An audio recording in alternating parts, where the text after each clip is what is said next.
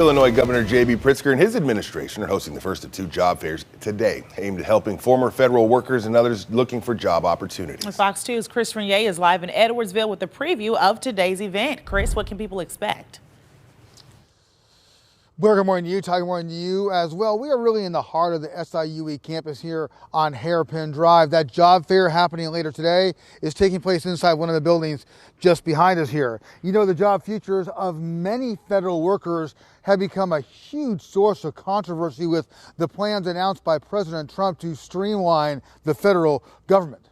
Governor Pritzker has been highly critical of the plans of President Trump and Elon Musk, the director of DOGE, or the Department of Government Efficiency, when it comes to firing federal workers and shutting down some federal buildings.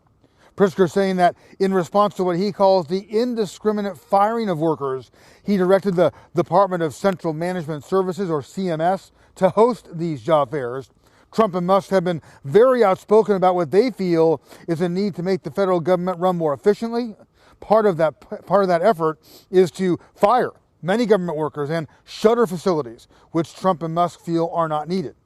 Pritzker says the federal government is the second largest employer in Illinois behind state jobs. Pritzker saying that there are about 81,300 federal employees working in Illinois, and he believes about 42,000 of them could potentially be impacted by Trump and Musk's plans.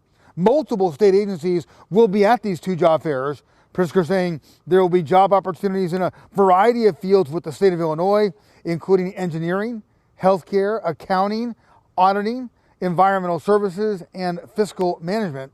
Today's event is from 11 a.m. until 2 p.m. here at 6 Hairpin Drive on the SIUE campus. The fair will be in the Meridian Ballroom. Then later this month on March 20th, a second job fair will be held at Malcolm X College in Chicago. For now, live in Edwardsville, Chris Renier, Fox News.